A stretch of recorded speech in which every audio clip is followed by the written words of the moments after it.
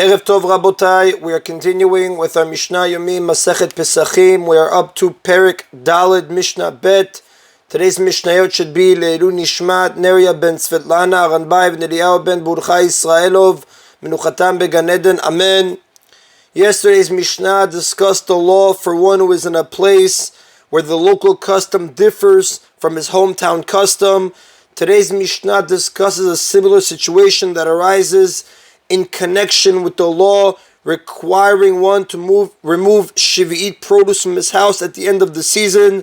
Since the season for each crop ends at different times in different parts of the land, there are times when produce is permitted to remain in the house in one place and forbidden in another, and let us give the background. Every seventh year must be observed as a sabbatical year in Eretz Israel. During this year, known as Shvi'it, it is forbidden to work the land. Any produce that grows during this year, either on its own or from seeds planted beforehand, is governed by certain laws. The Torah speaks about it in Seder Vayikra, chapter 25, Psukim 1 through 8. The discussion of our Mishnah focuses on the Shvi'it law known as Bi'ur, the removal of Shvi'it produce from one's home at the end of the season. In brief, Shvi'it produce that was picked may be stored in one's home only as long as some of that kind is still available to the beasts of the field. Once a particular type of produce is no longer available to the beasts of the field, that species becomes forbidden to keep and must be removed from storage and declared ownerless, as the Ramban explains in Seder Vayikra, chapter 25, Pasuk 7. The Bi'ur deadline is not determined by the availability of produce in Eretz Israel as a whole, but by its availability in the specific district in which it grew, as the Mishnah says in Masechet Shvi'it, chapter 9, Mishnah 2.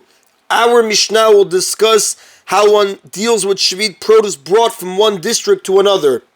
Kayotze bo, similarly, hamulich perot Shvi'it, if one brings crops of Shvi'it, mimakom shekalu lemakom shelo chalu, from a place where these crops ran out in the fields to a place where they did not yet run out, meaning the Rav explains, in the person's hometown, the species in question is no longer available in the fields and therefore must be removed from the homes. He took produce from there to a location where that species is available in the fields and does not yet have to be removed from the homes. Or from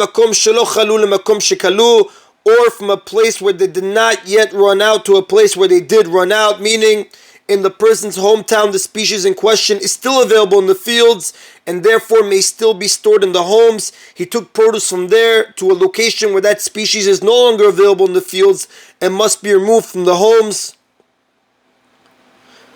Chayav levaer, the Mishnah says he is obligated to remove the crops from his house, and the commentaries explain the biur obligation is determined by the availability of produce in the location in which the produce grew. Therefore, where the produce grew in a place in which the species is no longer available in the fields, he must remove the produce from his home by letter of the law. And where the produce grew in a place in which the species is still available in the fields, but is now in a place where the species is not available in the fields, he must remove it for the sake of complying with the stringencies of his new place, where the locals must remove their produce. Like we learned in yesterday's Mishnah, one should follow the customs of his current location in order to prevent machloket, conflict between him and the local people. Now, according to this Tana Kama, if several species of Shvi'it vegetables were pickled together in the same barrel, they do not need to be removed from the house until all the species in the barrel are no longer available in the fields. Now, the Tana Kama did not say this explicitly, but the Rav explains his view on this can be deduced from the fact that he discusses the law for a particular species brought from one place to another, and yet he uses the plural form of kalu. They ran out. When he said, or from a place where they did not run out to a place where they did run out, he is obligated to remove them. The Tana Kama is using the plural form. So this implies that if he brought several species in a barrel to a place where all of those species are no longer in the field, he must remove the mixture from his house. But if only some of the species are gone from the fields in his location, he does not have to remove the mixture from his house. However, the next Tana disagrees with this point. Rabbi Yehuda says that each species is treated independently. Therefore we say to the owner, go out to the field and bring for yourself a sample of each of the species Any species that cannot be found in the field must be removed from the mixture and declared ownerless, as the Rav explains. And this issue is discussed further in Masechet Mishnayot Shvi, chapter 9, Mishnah 5.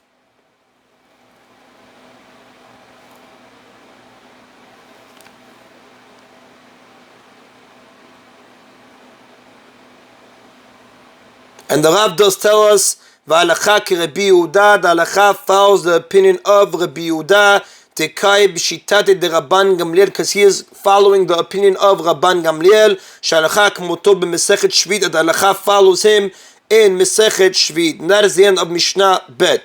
Mishnah Gimel now discusses a number of customs that are observed in only some places. It is forbidden to rent or lend large livestock to an idolater. Since the Jew still owns the animal, when the idolater will work the animal on Shabbat, the Jewish owner would violate the commandment to let one's animals rest on Shabbat, as the Torah says in Sefer Shemot, chapter 23, pasuk 12. Now the custom discussed in this Mishnah developed as a result of this prohibition.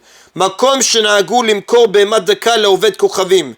In a place where people followed the custom to sell small livestock such as sheep and goats to idolaters, mochrin, one may sell them. Makom shelo nahagu limkor. In a place where they do not follow the custom to sell small livestock to idolaters, and mochin, one may not sell them. Now we will learn in the next part of the Mishnah that it's rabbinically forbidden to sell large livestock to idolaters. In some places, the custom was to extend this prohibition to small livestock as a precaution against selling large livestock.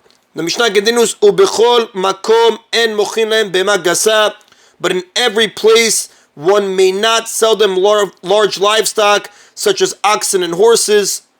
And the commentaries explain, if selling large livestock to idolaters were allowed, one might also rent or lend one to an idolater, which would result in the Jewish owner violating the commandment to let one's animals rest on Shabbat. So because of this concern, the rabbis prohibited even selling large livestock to idolaters. However, they did not forbid the sale of small livestock since they are not used for work, but that's what the Mishnah is discussing regarding the customs in the place. And the Mishnah continues, like we said, Ubechol makom en mochin lehem behema gasa, but in every place one may not sell them large livestock such as oxen and horses, agalim usechim, even while the oxen are still calves and the horses are foals, I believe it's read siachim, shlemin ushvurin, and whether they are healthy or maimed in a way that makes them unfit for work. Now, although both young and maimed animals are not fit for work, if people were permitted to sell them, they might also sell full-grown healthy animals, not realizing that there is a difference between them. Now, the next Tana disagrees with this last point. Rabbi Yehuda matir b'shvua. Rabbi Yehuda permits selling in the case of a maimed animal, since such an animal will never be able to work. The idolater will slaughter it right away. Therefore, no Jew will see the formerly Jewish-owned animal in the idolater's possession and assume that even a healthy large animal may be sold to idolaters. But Rabbi Yehuda agrees that one may not sell a healthy young large animal such as a calf to an idolater, because the idolater will keep it until it's grown and fit for work, and one who sees it in his possession might think that even full-grown large livestock may be sold to idolaters.